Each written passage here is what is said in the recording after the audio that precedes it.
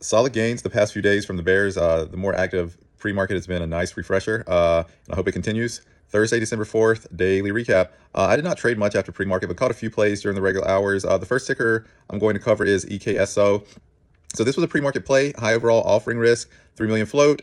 They released Bionic news today, and the recent robotic news theme yesterday. I was initially a little cautious of this one, but still played it at a level I liked and caught a flush on it. Then it came back to VWAP and it aligned with the 200 moving average. So stacking resistance levels, I like that. So I added it all back and caught a bigger flush after that. Very solid gain. FRSX, another 3 million float with news that I wasn't too impressed by. They received a $3 million investment and with an evaluation of like 55 million. The overall, I think the market cap was around 9 million. So basically that is like roughly a 6x multiple, but I've seen this news, it rarely sustains, and this one did not either. I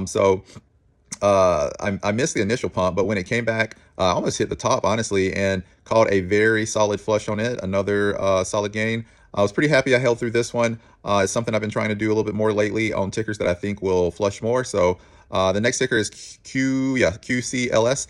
I shouldn't play this one, to be honest, but I played it extremely small. There was reasons, there's some red flags. It's being pumped by a bunch of people, but specifically the Martin Shkreli guy, and it's a multi-day runner. And I'm green on it for the day, but caught it in pre-market shortly after open, caught the top there, and was pretty solid entry, I must admit, and caught a nice little flush on it. But I made up for that solid entry by getting in too early at VWAP. About midday, and I had to manage the position up. It never felt like it was going to like rip, so I again played it small so I could get away with it, just a few shares, and then I got my average where I needed, caught the flush, and then also caught it after hours as well when it tried to test high of day. PMI. So this one's a little bigger than the market cap I typically play, slightly over 200 million market cap. And the reason I really don't like the bigger market caps is because they're like more legitimate companies. So they tend to not flush and get as, dramatic of moves. So basically they don't get back their gains as much, but this was a pretty clean gap fill. So and a gap fill meaning just like an empty space on the chart where it's gapped down, and basically the stock will try to fill that gap, and small caps usually flush after they do that.